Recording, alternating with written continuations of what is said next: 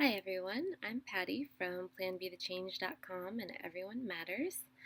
And for those of you who have been following my journey, you know that I was a high school teacher for more than a decade and that I chose to leave my profession as much as I loved it because I really wanted to focus on helping kids understand a more holistic wellness and manage their stress and just find proactive ways to help them with some of the struggles that they face.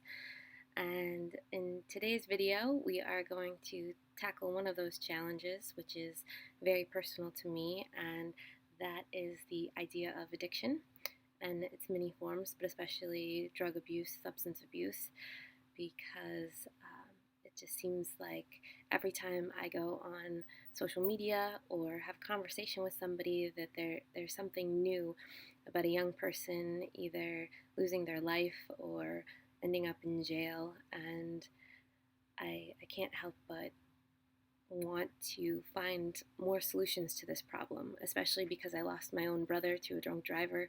I've loved people who struggle with addiction my entire life, and I've had so many former students who have either lost their lives or been sent to jail because of drugs or drug related incidences. And because of my personal experiences, I know that there are so many pieces to this puzzle that it can be looked at in terms of biology and chemistry and psychology and all these intellectual ways of looking at addiction really help, especially when we're dealing with somebody who struggles with addiction that we love. And I know that there can be so much anger and frustration, and that is a really easy way to focus on those intellectual qualities of addiction and forget the human part, the parts about love and connection. And one of my favorite TED Talks that I think everybody needs to see, you can check it out.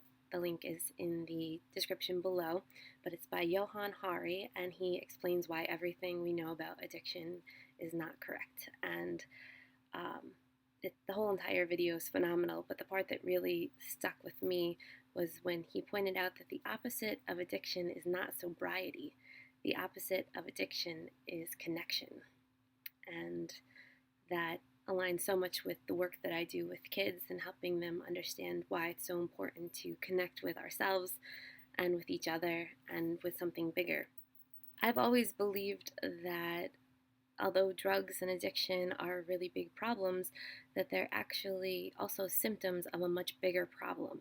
And that is the problem that we need to start focusing on as teachers and parents and as a society so that we can help kids avoid the fate that happened to my brother or my former students or the millions of other kids who are struggling with these demons every single day.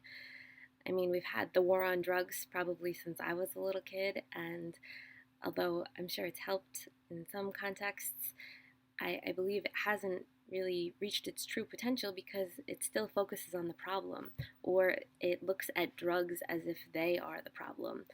And I think that a much more important question that we need to start asking is how can we make people, especially young people, understand that they matter and foster those connections that really help them understand how to make good choices.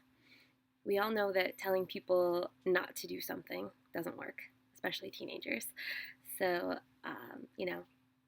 telling them it's bad has never really worked. And for a while, some scare tactics may have worked, like statistics and stories of people who had, battled with drugs and lost. But I really think this generation is becoming desensitized to those kind of messages. And I also think that it would be so much more powerful if we were able to invert it and focus on encouragement and, really appealing alternatives. So instead of just saying don't do drugs, what can we encourage them to do instead? How can we create connection and really focus on that human part? And if we do that, I really think that we could probably save more lives. And I'm not discounting the horrors or the realities of drug abuse. Like I said, they're all too familiar to me. But what I'm saying is that, we have a choice. We can continue to focus on the problem and the drugs and where they're coming from or anything like that, or we can take a look at our most valuable resources, our children, and really help them to understand and feel and connect with something that is so much bigger than themselves. We need to find a way to replace all the fear and show them to focus on love and connection instead. And I would love to hear some more ideas from you about how you think that's possible or what can be done for our kids. So if you want to leave me a comment below, you can do that, or go over to my blog at www.planbethechange.com and we'll continue the conversation over there. And please share this video with anybody that might work with children or have some ideas on how we can really start this conversation and help make a difference for our kids. Thank you.